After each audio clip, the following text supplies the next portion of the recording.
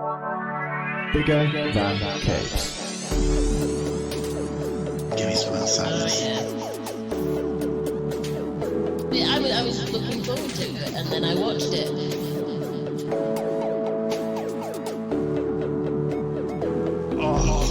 Oh, dry.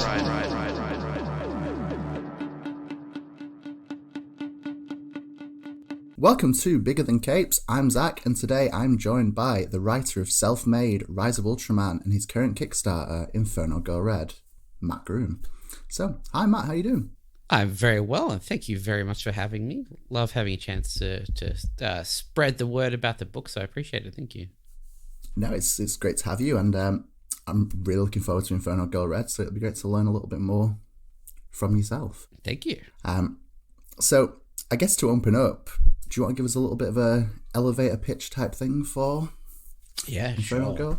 So, Inferno Go Red is about a girl named Cassia who lives with her mother, and they've had to bounce around from city to city for most of her life because of some events that happened in the past that left Cassia's mother sort of unjustly regarded as a pariah.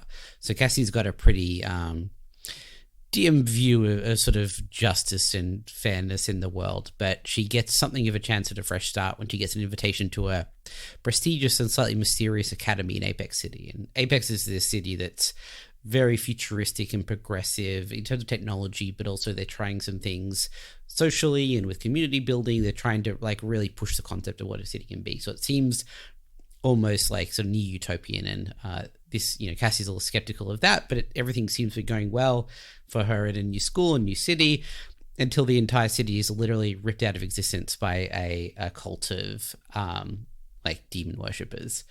And that sort of confirms Cassia's belief that, the other shoe will always drop. So that things are in crisis until a dragon gauntlet rockets into her life and gives her the power to potentially turn things around. But the catch is that the gauntlet is powered by belief, and that's not something that she's had a lot of because of her life circumstances. So that's kind of where we sort of kick off the drama and go from there. Yeah, I mean, it sounds great. Thank you. I'm very much on board. I know, judging by how the Kickstarter's going, it seems like a lot of people are on board. Yeah, I've been really overwhelmed with like the numbers are like difficult for me to reckon with. We're actually talking just before we started about how numbers have kind of lost meaning for me for many reasons. But the comments, the fan art, we've had like pixel fan art, we've had custom figures. It's just the people coming out of the woodwork to show their support in all manner of ways has been so lovely. Yeah, it's been really cool to see. I think all of your updates and following everything on Twitter as well. It's been, there's a lot of enthusiasm, which is really cool. And it's nice to see everybody come together and be into something. Yeah, right? And unironically, like it's an earnest project. We're earnest people, and we're just like keen to do something cool, and people seem to be responding to that, and I dig that. Yeah, no, I completely agree. I think, so we've talked on the podcast recently about how there's been a kind of rise of kind of tokusatsu and sentai and kaiju comic books as of late, which is really cool. And I feel like it feels like a lot of 90s kids are now making comics. And yeah, I think that honestly is a big part of it. I think the stars are aligned on a few different things. Part of it is that for legal reasons, Ultraman can finally come to the US, and obviously that's been part of what why Carl and I have been able to start making inroads there. But there's just a lot of factors that seem to be aligning and creating this spike. And I think, as you said, some of it's just like, but people who were into that stuff are now coming of age and are sort of coming into the industry at a time when they have some decision making power. But I also think there's like it's a self perpetuating cycle in some ways of like, people see Toku stuff and they're like, oh, this is cool. Is there any more like that? And it's like, yeah, there's a lot more like that. There's a whole world and it is wild, and you're only going to be profoundly rewarded by jumping in. And and just sort of it makes more fans. And I think that's can only be a good thing. Yeah, definitely. It's a very good thing. And so I took some questions from the rest of, we had a kind of a group discussion about questions everyone had for you. So I've kind of got some questions of my own, some questions from Angela, Will, and Matt, who are the usual co-hosts. Mm-hmm. So the first question that Matt had was, do you have a favourite Tokusatsu series or style series? And if so, what would it be? Right this moment, I've been watching Kamen Rider Build, and I've been talking. Anyone that is willing to listen has had their ears talked off by me about it because it's wild. It's a series that is about the moral cost of involving yourself in a war, even if it is for legitimate reasons, and sort of like the rot of the soul and how you reckon with that. And it's also a show where the main character sometimes turns into the combination of a helicopter and a rose. And those two things exist at the same time and do not contradict each other somehow. And both are played with total sincerity. And to me, that's like a magic trick, that you could have this like genuinely complicated subject matter and say some very meaningful things about it and like really get into that issue, but also sometimes he's like half helicopter and half rose, and that does not take away from that. And like you could express these incredibly like painful ideas with this like colorful and creative and expressive, vibrant sort of like action and light is like that. I feel like that's something that, you know, we have a lot to learn from. That's one definitely. Of the many lessons that I think Tokusatsu can teach us. So yeah, there's so much. There's a whole world for people to discover, and Kamen Rider Build is my current obsession of like, oh my god, we don't do this here. We need to do more of this. Yeah. No, that sounds pretty awesome, and I recommend it. I'm definitely going to check it out. I think I've got enough free time with the world being in turmoil everywhere. So yeah, and there's a lot of it. It's like 50 episodes, so like a lot of meat there to enjoy. I'll look into it definitely, and I'm sure Matt will as well. So as we mentioned, there has been an increase of Tokusatsu media, or comic books at least, in the last year or two, last few years. Yeah. So obviously yourself, you're working on Ultraman for Marvel at the moment with Kyle Higgins. Kyle himself is working on Radiant Black. Sure is. What would you say sets Inferno Go Red apart from all of the other similar media we've got at the moment? I think we're carving out a slightly different space in it, in that it is very much a teen story, but because it is a series about both the power and danger of belief, both in yourself and belief in what the world can be. I think when you're a teen, that's a time when that has a particular power, because you're making some decisions about your life that aren't necessarily permanent, but can set you down a track that will last a long time. And that's true. Your ability to imagine better for yourself and the world is highly influential at that point, but also the risks of you getting lost to self-delusion, like the bad form of belief, is particularly high as well. So I think that's really potent.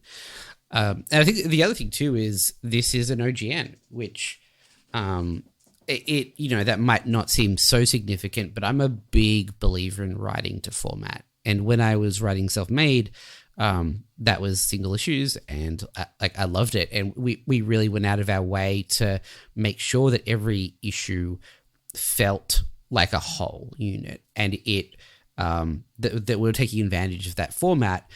But I also think that doing an OGN and really sort of taking advantage of that format allows us to, really treat it more like a traditional novel. Like, we have a bit more time for downtime.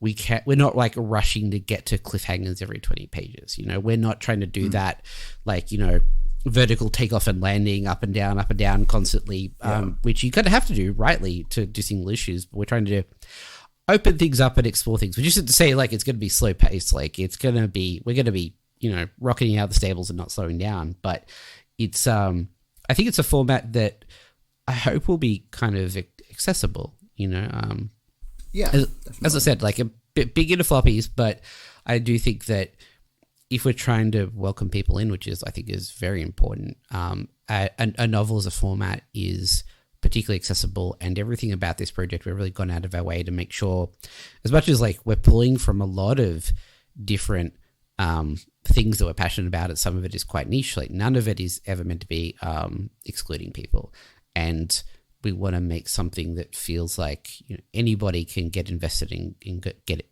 sort of on board on the ground floor. That is completely fair.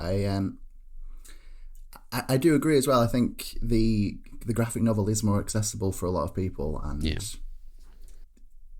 whilst both formats are good, I think especially like through Kickstarter, it's nice to have a full finished story rather than kind of endless Kickstarters for single issues. So it's a nice that's the thing, right? And like I don't begrudge anyone who does the single issues on Kickstarter thing, because the amount of money it costs to make an OGN is wild, and particularly a new property. Obviously, there's a lot of sort of like privilege on my part. We had a lot of things working in our favor, but I had no idea that we'd hit our goal at all, let alone hit it in 24 hours.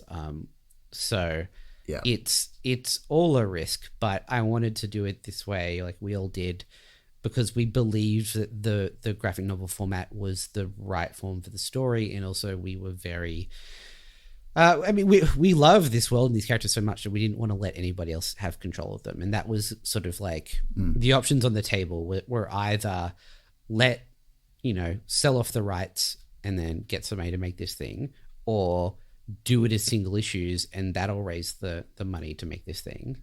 But we chose the third option, which is just ask the support and do it in the way that we think is right and not sort of compromise at all. And the fact that people are into that is a great relief and means a lot to me. That makes good sense to me. So the team that you're working with for this book, it's yourself, Erica D'Urso, Igor Monti, and Kyle Higgins. I think that's everyone. Right? And Becca Carey on letters. Oh, and Becca Carey, of course, who is also lettering something else I've just read recently. Radiant Black? Obviously. Yeah. Mm-hmm. Seems obvious when you... Yeah. So what is it that's brought you all together as a team? Obviously, you and Kyle Higgins have worked together in some other places as well. So I assume that was an existing relationship. Yeah, Kyle and I are buds. We've been super close for years and years now. And I think it's interesting. People ask like, oh, what's it like working with Kyle Higgins, the editor, versus Kyle Higgins, the co-writer? And I find it a little funny because Kyle and I are close enough that whatever the like either of us are working on respectively, we're going to have a little involvement either way in varying degrees. And then it comes time to codify it at a certain point. Someone else like, oh, what do we put on the, we have to write down what it is. It's like, he's the editor. And I think, it's just about, say on Ultraman, we're both throwing out ideas and then both giving each other notes, and it's sort of a collaborative build. This is a little bit more just, I throw out ideas and he has some helpful suggestions, both as in the narrative sense, but also he's a very experienced creator and comic creator. And of course. that is a world that I think some people don't necessarily understand all the time is there's so much more to it than writing. You spend like 30% of your time writing and 70% project managing and learning about paper stock and making decisions about trade dress and all sorts of things. So any guidance there is appreciated. So it started sort of like as Kyle and I as the little the kernel of the team, and then we started building out from there. And I think finding Erica was the point in which I felt like, oh, okay, this is going to happen. We're going to do this. It's going to work out, because we're looking for someone who could both do the real personal drama and have like that intensity and like heartfelt emotion, but also like huge dynamic big scale action. And Erica fit that perfectly. But then when we brought her on, we discovered, and frankly I think she discovered, that she has this incredible talent for world building and design. The characters have this specificity to them, from fashion to just sort of how they carry themselves, but the design of the costume, the design of the city, design of this world, it all has a specificity that it feels so tangible, but is also unlike anything else. And it's because she's just so passionate and has as much opinion about all of this as I do, which is so rare that anybody could care about this as much as I do, kind of like seems almost impossible to me because I'm obsessed.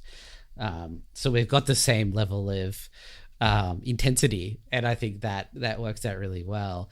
And I think when it came time to look for colorists, part of what the discussion Eric and I had about the look of the book was we wanted to try and create or imagine what superhero comics might look in 3-5 years time, and try and push it forward and be like, because comics can be a kind of backwards looking medium sometimes. It's very obsessed with its own history, and for good and ill. And I think with this particular project, again with accessibility in mind, we're like, let's try and instead just move forward and have it feel like it's something that feels modern and young and inventive. And we knew that we needed a colorist of a particular sort for that. And when we were looking for colorists, we saw Igor's work on Mega Man Fully Charged, and the palette on that was just incredible. Like, it's so vibrant.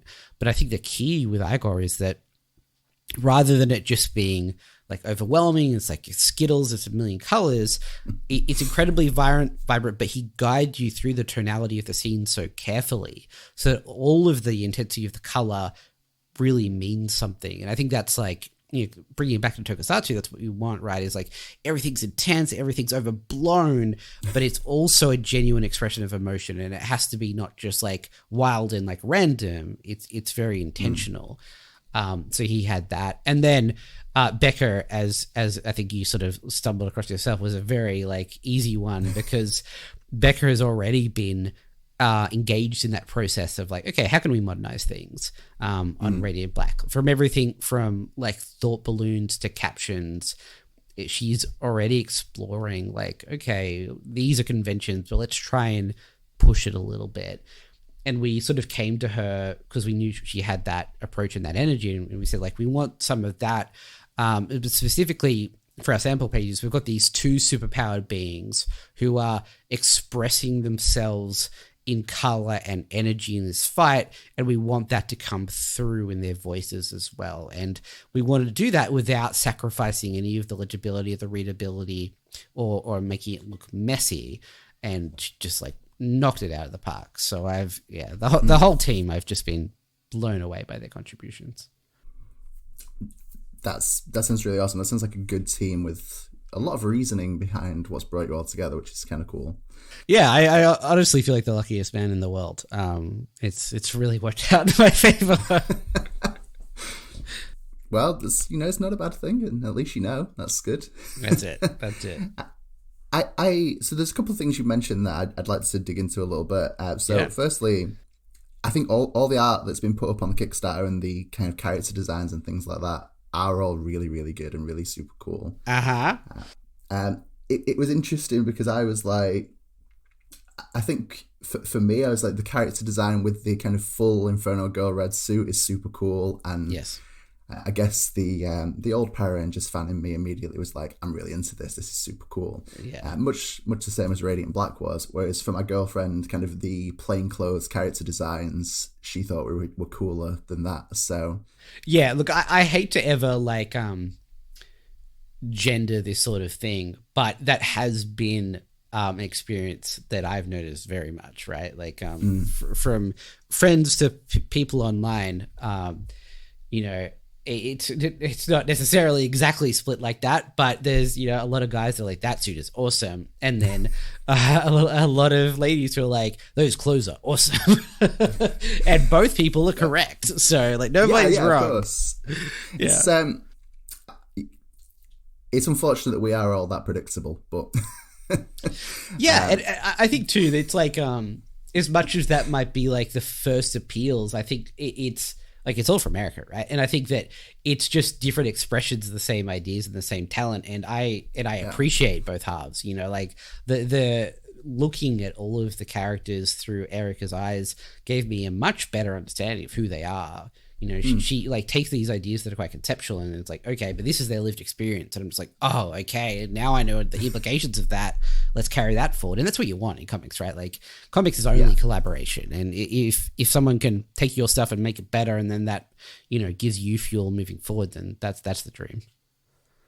Yeah, definitely. I think it's nice, and it does feel like from everything that's been said on the Kickstarter page, all the interviews I've read, it feels like both of you have had a massive contribution. I know sometimes there's projects that seem like, you know, the writer has pulled everything in one direction or the artist. It's nice to see that everything seems really collaborative and like everybody's bringing something to the overall world. There's a lot of respect, right? I think everybody involved is...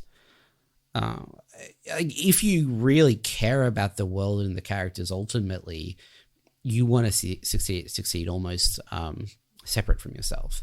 So if Eric comes in with a better idea than my idea, then great. That is only good for the project, and that makes me very happy.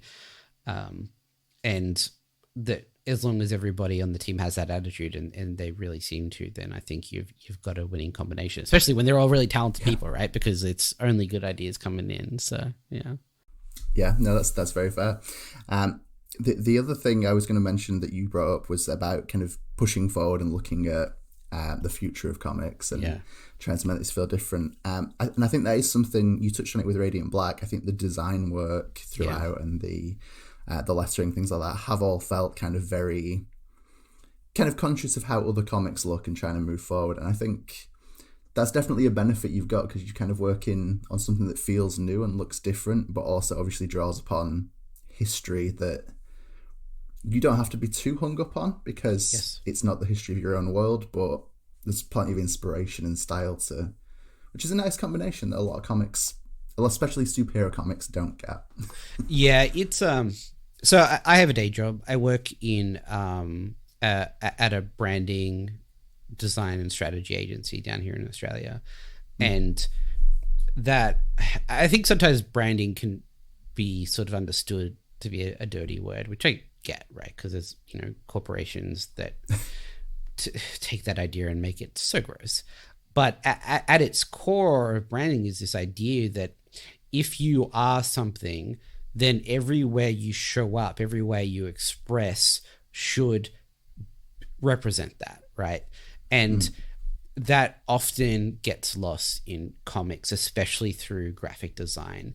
And it bends my mind. It drives me wild seeing a beautiful cover representing the work of a phenomenally talented creative team with just some shit slapped across it that looks so ill-considered. You know, it drives me wild, because it's like you've got like world's finest talent all over this thing, and you're just like smearing some shit across the front of it. And I was like, I can't reckon with how anybody thinks that's okay.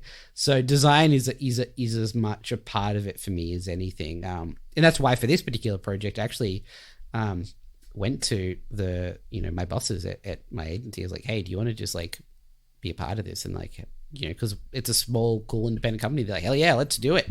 So they're just in charge of the design.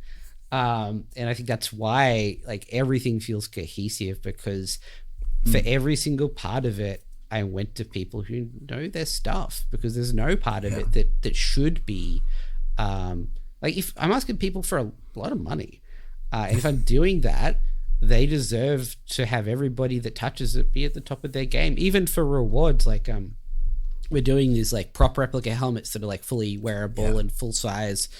And like I didn't want to do anything like cheap and plasticky and crappy. I went to we found a guy who hand makes them and does just this like profoundly beautiful work, and that, you know, that it's they're only going to end up in the hands of like 10 to 20 people, but it's part of the thing, and it has to be of that level. So that's completely fair, and I think it is good to, you know, aim for the best of everything, especially with something that's being funded so quickly and so many people are interested in. I think it's good to go for the best. Yeah, and I think like there's kind of an inverse relationship there, you know, like if people get a sense that it but people want to be a part of something big, right? And the key to making something feel big when like it is small and like no one's backed it yet, for example, is making it seem like you can imagine like with Inferno Go Red, once everything is bigger and like there's a lot more people involved, everything is already ready for that. Like the platform is there. Nothing looks kind of unfinished or unpolished or creaky, at least to my mind. So people aren't like, oh, like is this thing gonna like go off the rails? You've got to be ready and showing up in all forms. So I think it's really key. Yeah, no, I completely agree. So we've obviously touched on it a few times that this is coming out through Kickstarter, and there's a little over a week to go when we record. Well, at the time of recording, there's a little over a week to go. Yep. What was it that led you to Kickstarter for this project rather than, obviously you've had books out through Image, and Image is the only one that comes to mind other than Marvel and DC. And DC, yeah. Necessity, really. I think, well, I mean, necessity if we were committed to this path, which we really were. And that path is twofold. It's creator-owned. We did not want to sell this to anybody because we feel too strongly about it to hand over its destiny to anybody else. And we wanted it to be an OGN. And an OGN for a brand new property is a profoundly financially risky proposition. And it became clear that we would need to, fund it ourselves if we were going to go that path. And that's fine in terms of creative costs for me because like I have a day job, but I can write in the evenings, and like I've already done an extremely detailed outline and most of the script is done, and I can do that in the evenings because frankly writing is easier than art. And like it's just I can do that. But Erica has months and months and months of her life to make this thing happen. It's going to be a lot of time for Igor. It's going to be a lot of time for Becca, and they need to be able to, pay rent and put food on the table while they're working on this project. So there just really wasn't any other way to get the money for that to happen without sort of like, giving away more than we were willing to. So we figured we'd roll the dice and ask people. And like I spoke to a lot of people from a lot of different backgrounds, and a lot of people said like, look, I get it, but just do single issues, no, it's not exactly what you want, but you get to bite to the cherry, you get to like, you make some money from the singles, you make some money for the trade. It's better financials, and they're not wrong. Right. But, the lesson of this project for me is just like, believe in your intent, and like, don't people know when you are not compromising, you're doing something you really believe in, and that can be rewarded. And I think that's the sort of that's the lesson here. And I think that's why we brought it to Kickstarter, and it's my first Kickstarter, so I didn't really know what to expect. And we had a phenomenal amount of work, but as I've been saying, the response just has made it all worth it. So I wasn't necessarily expecting the community aspect of it, but that would be a reason for me to return for sure, because people have been incredible.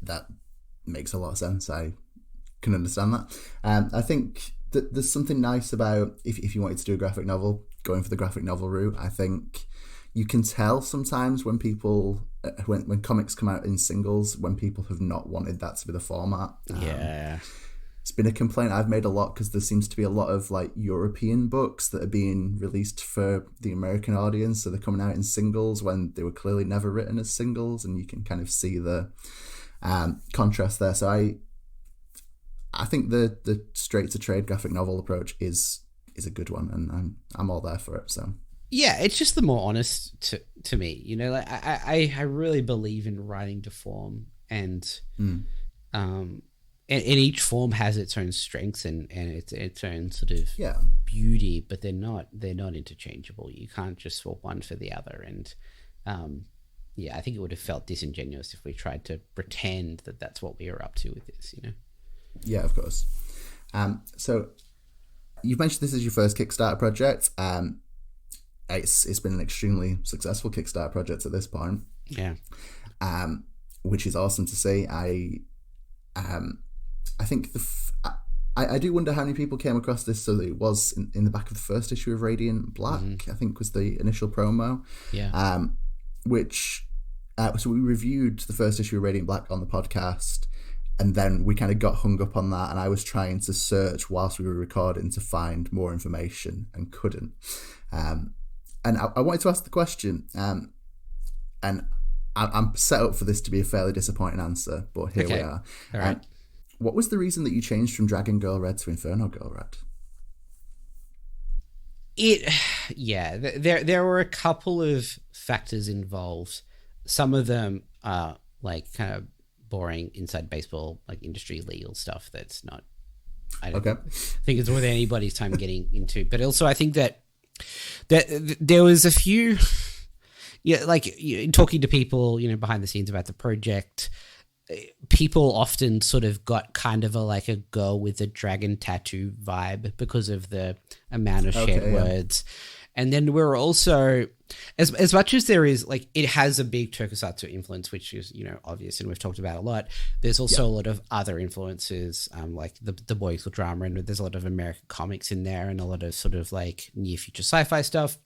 Mm-hmm. And we were worried that the dragon element of it up front, it started to come across a little,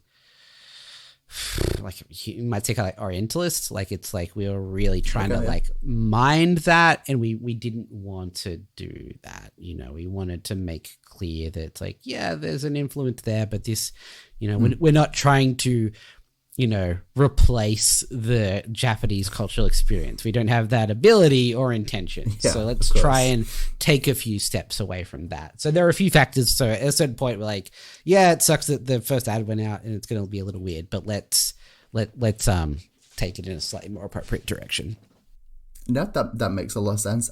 That's actually ties into a conversation I had yesterday. I've had recently with one of the co-hosts where he was talking about the fact that obviously it's a genre that has largely been Japanese based, and it is a contrast. But then we got into the idea that since Power Rangers has been around for nearly 30 years now, there's obviously been a crossover where, as much as the origins are Japanese, we've seen kind of a transition where there's almost as much of the American, not almost as much, but a lot of the American equivalent.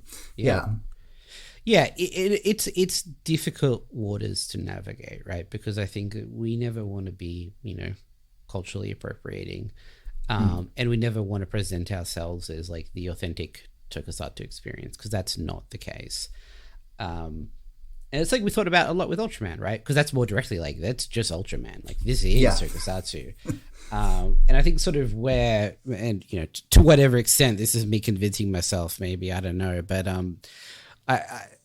there's Ultraman comics already, in that there is an Ultraman manga, and it's by Japanese people, and that is how it should be, and there will be and will continue to be work by Japanese people about Ultraman in comics. But what gave me some faith that maybe this was an okay thing to do was that it was explicitly Tsuburaya, the people who control Ultraman's idea and intention, to find out what the Western perspective on Ultraman might be. It's how might it be different? How might it be fun and interesting to see this kind of recontextualized in a similar way to I don't know if you're familiar with Japanese Spider-Man.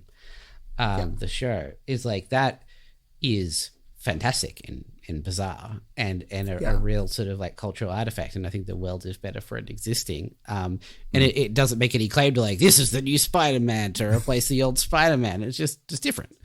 So it's sort of kind of how I think about it. I want to try and be in that space of let's explore different things in different ways. Let's see how that can be additive. Let's try and genuinely and open-mindedly learn, try and see what we can learn as storytellers from this stuff, but don't ever rely on it. Don't present yourself as an authentic sort of sole source of it, and try and be respectful. Yeah, no, I think that's a valid and interesting approach, and kind of seeing the kind of what you've been doing with Ultraman and seeing that kind of comparison between the two is really interesting. And I know we've seen what's the other comic? My poor Radiant brain. Black? No, I was going Ultraman with this. Ultra Mega. So we've seen Ultra Mega at the same time. So there's been a sudden variety of Ultramans. Ultramen. Ultra. I'm not sure what the correct word would be for that. I think Ultras is the plural officially, but yes, I think it is actually. Yeah. So we've seen. It's interesting to see a few different versions of Ultra. I can't do words. A few different versions of Ultras all at the same time, all from different creators, all in different styles. And they've all been very different but very good. So I like it's nice to see everyone trying different things. Again, the same with obviously we've got Radiant Black, we've got the ongoing Power Rangers, we've got Inferno Girl Red. So it's nice to see similar ideas taking different directions and being taken to different places by different creators.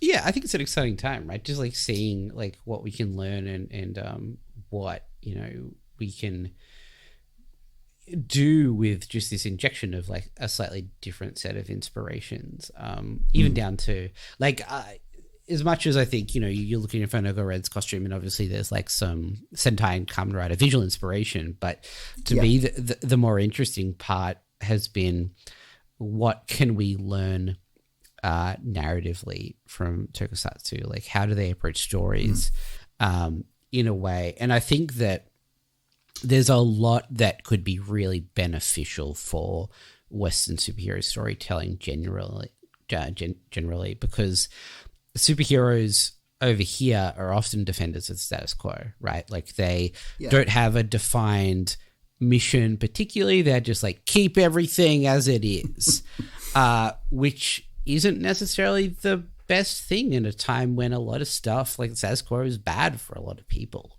And maybe what we need from superheroes is a bit more of an active approach. And I think that there's a richer model for that in Tokusatsu with characters that they have these defined missions and they have a specific goal and they're out to change the world, to not like keep it the same. And they're not at all afraid of ending stories, which I think is so admirable. Definitely.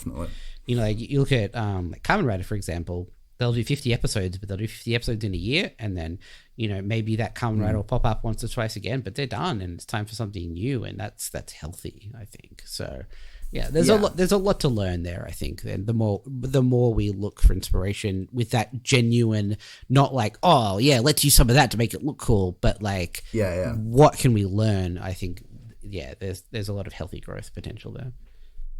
That's very true. It's something I've been frustrated by a lot. As the longer I read kind of American superhero comics, the more annoying it is when no one ever gets an ending, or if they do, they get an ending for like a month and then they're back. So it's nice to approach something with the idea that it can finish, I think. Yeah, and like to me, it's exciting and it's healthy. Like things end, and that's part of the human experience, and we need to find some way of dealing with that and accepting that. And but both Ultraman and Inferno Girl Red, like going in, I was like, look, if we're going to do this, it has an end, you know. And whether we get to that or not, obviously depends on our fortunes and the support of the audience. But I have no intention of keeping either of them sort of like sitting around forever in this perennial state of arrested development. We've got a path and there's an end of a path, and, you know, part of the journey is the end. Yeah, endings are good things. Yeah, good things. So one of the things that interested me with this, so as I mentioned, we saw the advert for Inferno Girl Red in the back of the first issue of Radiant Black. I think what interested me is my immediate reaction to that was, hey, it's Matt Groom who did Self-Made. Self-Made was great. And I think when I read Self-Made, my immediate thing was like, why isn't Matt Groom doing any other books? Yeah. Why isn't Matt Groom doing any other books? You should speak to some editors. But it was interesting to me that was, my thing was, hey, I'm definitely going to look into this. And then one of the other co-hosts, Matt, his immediate reaction was, I know that name. Oh, Matt Groom co-hosts the Power Rangers podcast I listen to. So that's also true. Yeah. So it's an interesting kind of contrast that whilst I think the appeal of the overall premise of Infernal Go Red, it was interesting to me that both of us were just like, hey, I know who this is and I'm interested. Yeah. So I think that's been feels like it's probably been a positive thing for the Kickstarter, because some people are coming for the tokusatsu, and then some people are probably coming because they know who you are, or know who Erica is, or know whoever is. Yeah, absolutely. And I am so grateful that that's the case. And I also think, to come back to that idea of branding, right? Like, I think that it feels kind of icky to ever describe yourself in brand terms, but I do genuinely think that part of my brand is just like earnest self-expression, and that sort of like the podcast is like, a very particular weird version of that, and Self-Made is a very different, very particular weird version of that. But what it means is that there can be a convergence of, like, if you like either of those things, then you're probably going to like Inferno Go Red, because it is that again in its own way, but it has that connective thread. And I think part of the team building that we've done on the book is like, maintaining that. Everyone that's come on board is that particular sort of like excited and earnest, like no one's too cool for school. Like, we're all dorky, we're all passionate, and that's kind of what we're all about. And I think that is a community of people that exists out in the world, and we want to bring all those people in, Yeah, no, definitely. And I think, the geeky, passionate people make the super cool things. That's damn right they do. Absolutely. Yeah, and that's where we are now. So that's cool. Yeah.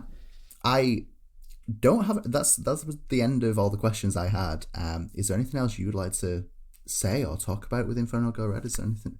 This is your platform. You can go in whatever direction you want. Well, within reason. This could get really weird if not.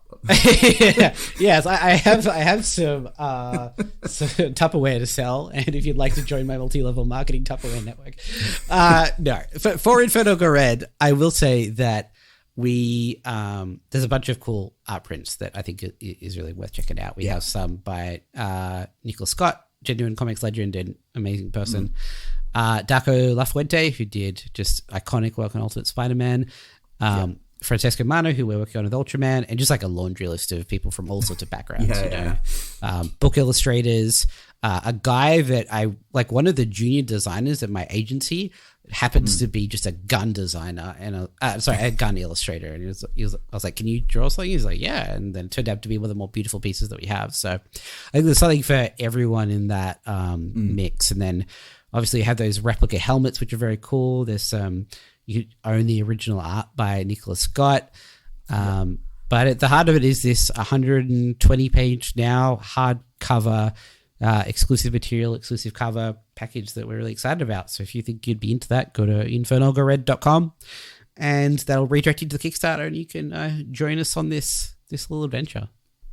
Yeah, I think everybody should do that. And me too. You're getting quite close to the next stretch goal, right? As well, I think. Yeah, I think we're like my currency conversion might be a bit off, but like $5,000 roughly. And the next stretch goal, like I'm pretty jazzed about this actually, is a mini like Ashcan style black and white comic that tells the story of a different, more mysterious Inferno Go Red. And one of the artists on we got for prints was Valeria Favosia, and they did a print that just blew us away, and we knew that we wanted to bring them into the fold in some way, and we knew that Erica was going to be too busy to do any more pages, so having this opportunity to sort of like do a bit more world building, sort of like explore a little like part of the history of this world, and also just get some more amazing art to everybody through this, and get Valeria involved was really cool. So we're hoping, I'm feeling good about it, but I'm hoping that we hit that and we can include that for free with every physical copy of the book. Yeah, no, I like your chances. I think you've done so well at this point that, especially knowing that Kickstarters tend to get that kind of bump in the final week as well. I think it seems pretty. I have high hopes, so we'll see. I never want to take anything for granted, you know. No, of course, but yeah. Well, it has been great talking to you. I wish you all the best in the final week of Inferno Go Red, and thank you for joining me. It's been a lot of fun talking to you. Oh, thanks, Zach. I've had a really fun time, so I really appreciate it.